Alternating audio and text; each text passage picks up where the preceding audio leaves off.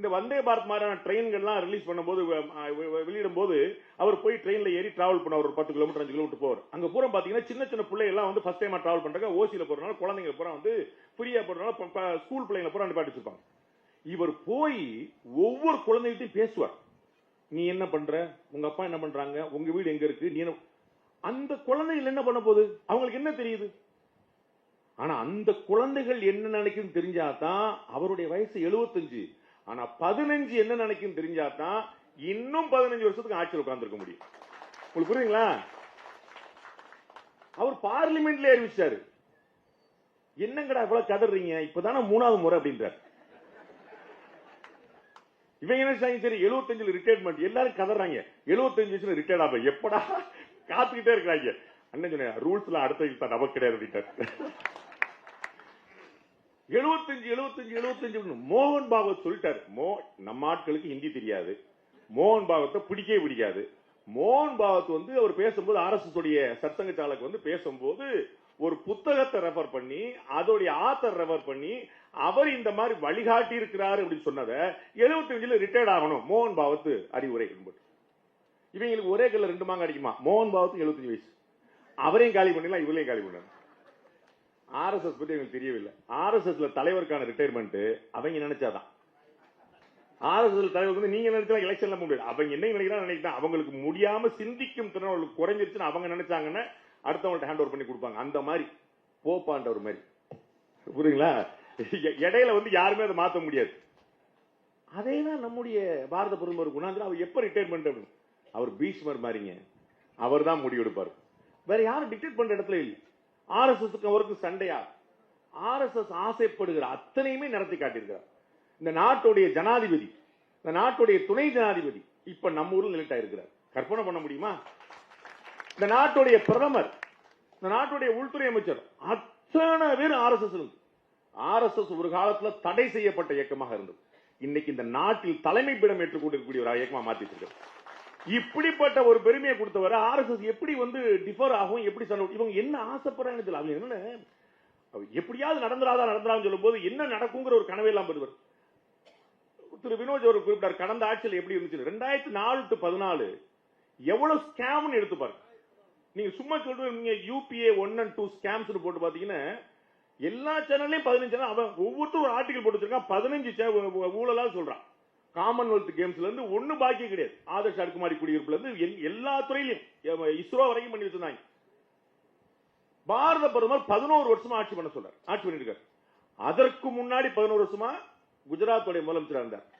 ஒரு தலைவர் 23 24 வருஷமாக பதவியில் இருக்கிறார். டிசிஷன் மேக்கிங்ல ஒரு ஊழல் குற்றச்சாட்டு சொல்ல கூட முடியல சார், சொல்ல கூட முடியல. ப்ரூவ் பண்றது, சண்டை போடுறது, கோர்ட்ல நிக்கிறது. அப்புறம்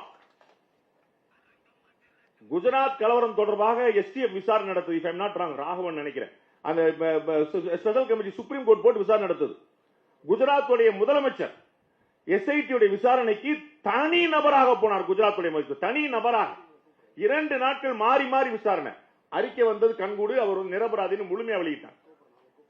ஆனால் நேஷனல் ஹெரால்டு கேஸ் வருது சோனியா காந்தி மற்றும் ராகுல் காந்தி மீது.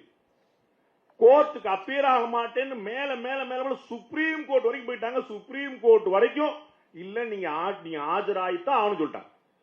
நீங்க பெயில் வாங்குறதுக்கு ஆஜராகணும் சொல்லிட்டாங்க. பெயில் வாங்குறதுக்கு போறாங்க சார், ஒரு பேரணி மாதிரி. எதுக்குங்க? சுதந்திரம் வாங்குறதுக்கு இல்ல, பெயில் வாங்குறது. அப்படி போனாங்க. அப்ப ஜஸ்ட் இமேஜ் யோசிச்சு பாருங்க, 2 தலைவர்களை ஒப்பிட்டு பாருங்க. இவர் எப்படி இந்த இன்டெகிரிட்டியை மெயின்டைன் பண்றார். அமெரிக்கால ஒபாமா அவர்கள் முதல்ல இருந்த போது இவர் அங்க டிராவல் பண்ணியிருக்கிறாரு. அமெரிக்க அதிபர் இந்திய பிரதமருக்கு விருந்து கொடுக்கிறேன்னு சொல்லிட்டு தட்டபுட்டல் ஏற்பாடு. அதிர்ச்சி கொடுத்தாருங்க தலைவர். நான் வந்து நவராத்திரி விரதத்தில் இருக்கேன், பச்சை தண்ணி பள்ளப்படாது. அரண்டாங்க. இல்ல நான் இந்த தண்ணி குடிக்க மாட்டேன், அந்த தண்ணி சொல்லலாம், எப்படியா உஷார் பண்ணலாம். பச்சை தண்ணி பள்ளப்படாதுன்னு எப்படி உஷார் பண்றது? அசரவே இல்லைங்க. எல்லாருக்கும் முடிச்சு நவராத்திரி விரதம் இருக்கிறாருங்க. யாருக்காங்க? அவருக்கு குடும்பமா குட்டியா? அப்துல் கலாம் அவ்வளோ பெரிய ஜனாதிபதி மாளிகையில் இருந்தார். அவர் கூட பிறந்த அண்ணனை கூட வச்சுக்கல. வந்து காட்டிட்டு பத்தியா இதுதான் ஜனாதிபதி மாளிகை அப்படியே திரும்பி போயிருக்கேன். அவருடைய அண்ணன் பிள்ளைகள் அப்படியே வந்திருக்காங்க. அதற்கு பிறகு நம்ம கற்பனை பண்ணிருக்கோமா? பாரத பிரதமர் நரேந்திர மோடி அவருடைய தாயை கூட கூட்டு வைக்கல.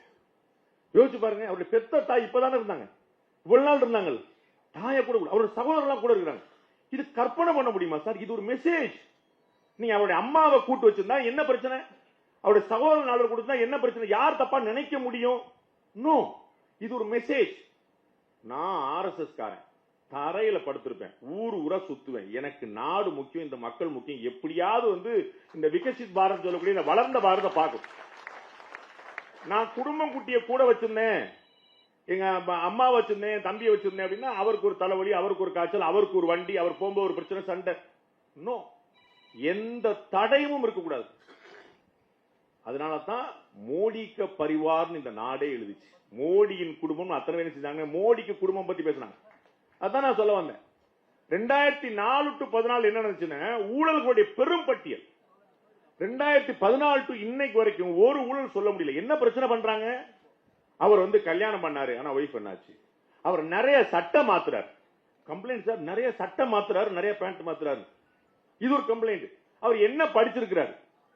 இதுலயே தெரியலையா அவர்கள் எவ்வளவு தோல்வி அடைஞ்சிருக்காங்க? குற்றச்சாட்டு கூட வைக்க முடியாத இடம். கற்பனை பண்ண முடியுதா? நீங்க ராகுல் காந்தி மேல ஒரு குற்றச்சாட்டு சொல்லுங்க, இந்த கூட்டத்தில் ஒவ்வொருத்தரும் ஆளுக்கு 2 சொல்லுவீங்க. அவ்வளவு அண்ணே ஸ்டாக் வச்சிருக்கிறார். நரேந்திர மோடி மீது குற்றச்சாட்டு சொல்வதற்கு வாய்ப்பு இல்லாமல் இந்த இன்டெகிரிட்டி பொது வாழ்க்கையில இன்னொருத்தர் செய்ய முடியுமா சார்? இன்னொருத்தர் பார்த்திருக்கோமா? சொன்னா சண்டைக்கு வருவாங்க. மகாத்மா காந்திக்கு பிறகு பப்ளிக் லைஃப்ல இன்டெகிரிட்டின்னு அது பாரத பிரதமர் நரேந்திர மோடிக்கு தவிர வராது.